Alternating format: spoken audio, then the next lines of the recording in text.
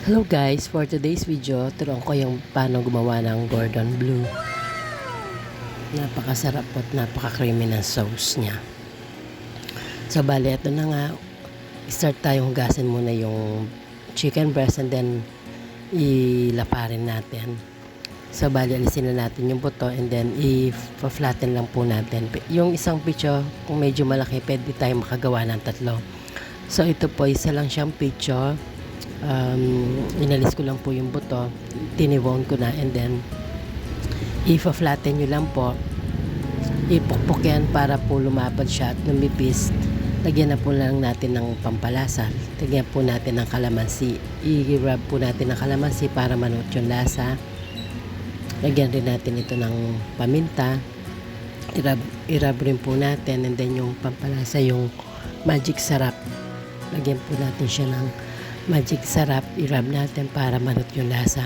Then kung meron din po kayo ng butter or margarine, pwede nyo siyang i-brush ng butter sa loob before nyo lagay yung inyong ham and cheese, and then i-rub rin po natin.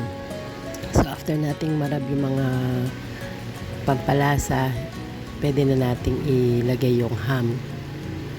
Yung ham, depende po sa lapad ng inyong chicken. So itong nilagay ko is slice ham, 1.5 po siya. And then yung napansin nyo, kayo na lang po bahala kung gusto nyo maraming cheese. Sa akin kasi pinagkasya ko lang yung cheese kong natira. Ito, sa bali yan, pag nalagay na po yung cheese, i-roll mo siya. Make sure na tamang tama po yung pagkakaroll niya, nakabalot po yung ham at saka cheese. Kasi pag prinito nyo po yan, pwede pong lumabas yung cheese niya, magme-melt siya tapos lalabas siya. So ito na, kaya siniselt ko sa gilid.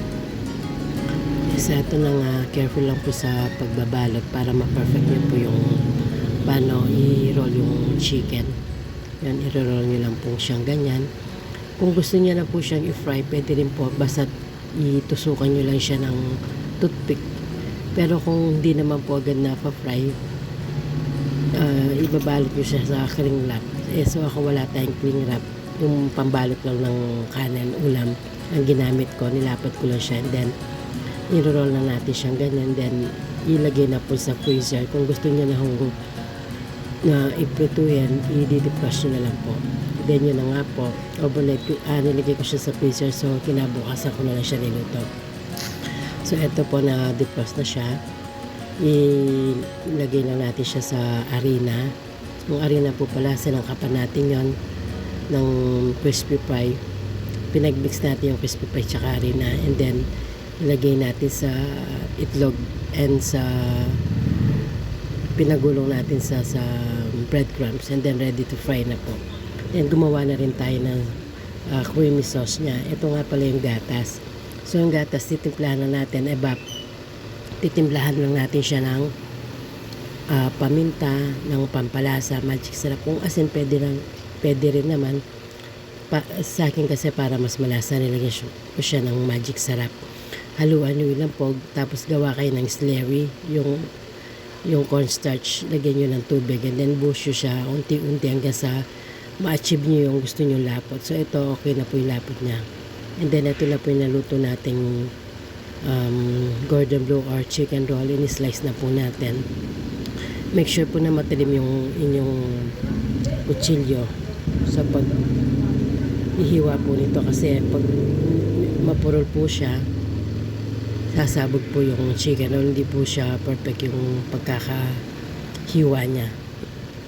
As you can see po, mainit-init po yung ating chicken roll. Tsaka isa pa po, mahinang apoy lang po paglulutuin yung chicken roll, sa mahinang apoy para maluto po sa loob. Kasi po pag na-overcook, huwag naman masyadong maluto, kasi pag na-overcook po siya, magda-dry na po yung chicken roll natin. So mas maganda po katulad nito, medyo juicy siya.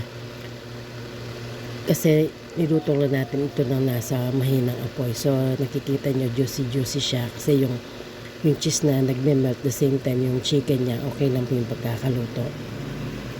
Usually kasi sa ibang handaan po, yung chicken roll nila medyo dry na. At least ito pong naluto natin, okay lang po yung pagkakaluto niya. para po sa akin na ito po yung perfect na pagkakaluto. Brown po siya sa labas and then sa loob is juicy po siya. Mas maganda po kung maraming cheese na nalagay niyo para makikita niyo po talaga nag-melt siya. Ito po pagkatapos na po natin siyang ma-slice po lahat. I-plating na po natin, then i-drizzle natin siya doon sa ginawa natin napakasarap na sauce po. Ito na po siya, malasa at malinamnam. Kung nagustuhan niyo po yung ating video, paki-share po at paki-like na rin po.